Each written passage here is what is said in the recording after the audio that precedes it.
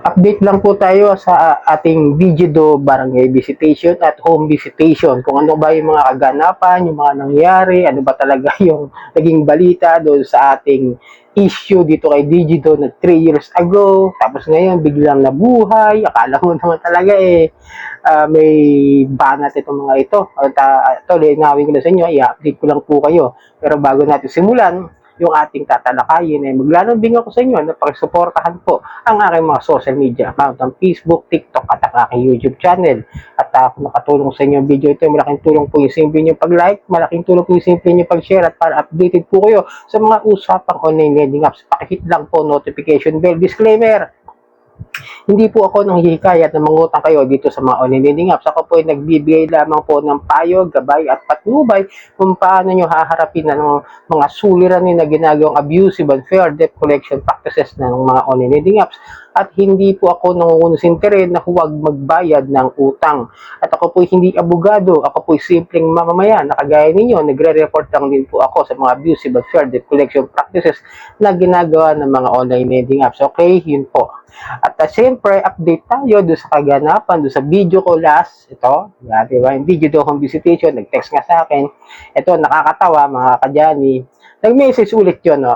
Naalala ko parang Lunes, no? Lunes ba sila nag-text, something like that. Basta, yung past week na yon, Lunes, sa example, nag-text na pupuntang araw sa June 26, no? And then, after that, mga Wednesday o Thursday, nag-text na naman. Nag-text na naman sila, nakapasok sila sa spam messages ko. Ibig sabihin, hindi agad-agad makikita. Ibig sabihin, yung message na yun, parehas doon sa number dati. Ay, iba doon. Yung message parehas, pero yung number, iba yung ginamit. Kaya naging spam message po siya. Kumbaga parang paulit-ulit nila yung message niya, kahit iba-iba yung number. Kaya pupunta sa spam, okay? At yun nga, nag-message po. Same lang din po yung sinabi, pupunta raw sa barangay at mag-go home visit sa akin yung agent ng Digido. At ang nangyari naman, yung June 26 na yon, biglang naging June 27. Bro, mo yun, no? Sabi, Biyernes pupunta. Tapos naging Sabado, nakakaloko itong mga agent ng Digido na to. Although, hindi na ako nagpunta sa bahay, hindi na ako kasayang ng panahon at oras at pagod at hindi na ako tumulit sa bahay. Sabi ko na nandun sa aking kapatid na nakatira doon sa Caloocan, is nag-chat ako. Sabi ko, tol, pag may pumunta dyan, kaya naman mabalitaan ka na may pumunta sa barangay dahil kilala naman po kami sa barangay, kilala naman yung mga kapatid ko roon, baka pag may pumuntang kolektor ng lending so, corporation, basta kahit sino, basta field collector o sino collector agent dyan na pupunta dyan sa bahay o sa barangay, i-chat mo kagad ako at sabihin mo sa akin kung ano yung binigay sa iyo, kung may iniwan man demand letter, kung ano man yung mga sinabi sa iyo, i-chat agad ako. So, okay, nagkausap kami, nag-chat kami. In that past few days na yon, after that, lumipas yung sinabing date, no, 26, tapos 27, Sabado na kasi yon. Wala akong chat ng kapatid ko sa akin. So, it means, hindi sila pumunta. Hindi talaga, no, wala talaga isang salita ng mga agent na ito ng Digido. No? Pero, although, nilinawin ko lang, napupunta naman po talaga yan, yung mga agent ng Digido, pero it depends talaga sa lokasyon, sa utang, at sa depende na lang sa agent kung tutuloy yan. Kasi yung lugar namin doon sa Caloocan, medyo, alam niyo, ibig sabihin, urban area, iskinita. Kaya medyo mag-aalanganin pumasok talaga yung mga kolektor doon pag makikita niyo yung lugar namin doon. Magdadalawang isip talagang pumasok doon. At sa barangay naman, walang problema kasi may mga kababata ako ngayon na naging kagawad na ron, tsaka yung mga yatag mga kuya-kuya, mga kagawad na ngayon doon, doon nagtatrabaho sa barangay. Kaya malalaman ko kung may nagpunta talaga na agent ng digit. So it means, walang chat ng kapatid ko, walang pumunta. Pero syempre may naranasan din naman kami na nagpunta dyan, yung digito agent nung panahon na kasagsagan talaga nila ng namamayagpag sa reklamo at complaint ito sa Digido dahil nga sa laki ng interest niya. Nagpunta naman talaga yan doon na in past few years, no, 2022 yata, if I remember it correctly. Nagpunta yan doon dahil merong loan yung asawa ko dati dyan. Nagpunta naman yung dati. At may dalang demand letter, nag-iwan din na tarjeta o yung calling card nila ng agent. Pero na-settle namin yun. Nabayaran namin. At pero ito kung si Digido ngayon na sa akin, na sinisingil nga ako ng almost 27 o 28,000 pagitan niya, no?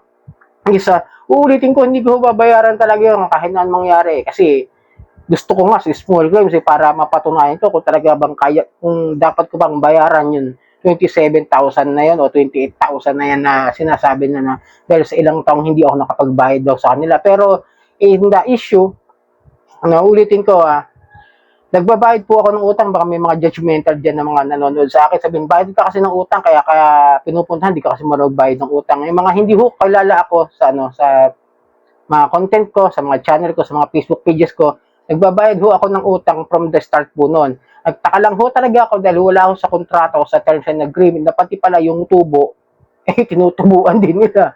Okay? Ang alam ko lang na nilalagyan nila ng interest o penalties is yung principal amount. Kasi may partial payment po ang Digido. Kumbaga, yung yung 3,000 mo na utang, 3,300, excuse me, ang monthly po niya na partial payment, pag hindi mo kayang bayaran ng buo, ay magiging 2,200 ang monthly niya. No? Biruin mo, 2,000 mahigit, 2,200, tapos 3,000 lang utang. Monthly yun, paano kung sunod-sunod na hindi ka nakapagbayad ng buo ng 3,300?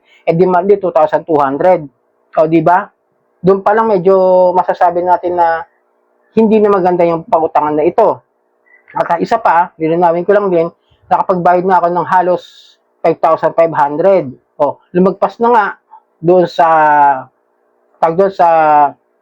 interest rate ng SEC by that time na 15% na dapat yun na sinusunod nila. So, it means, hindi ko na kasalanan kung bakit umabot sa ganung kalaki yung utang ko. Kasi nga, nagbanta na rin, nagsabi na rin sila, nasasampan ako ng kasong small claims. Yun nga, yung sum of money doon sa korte. So, sabi ko, mas maganda.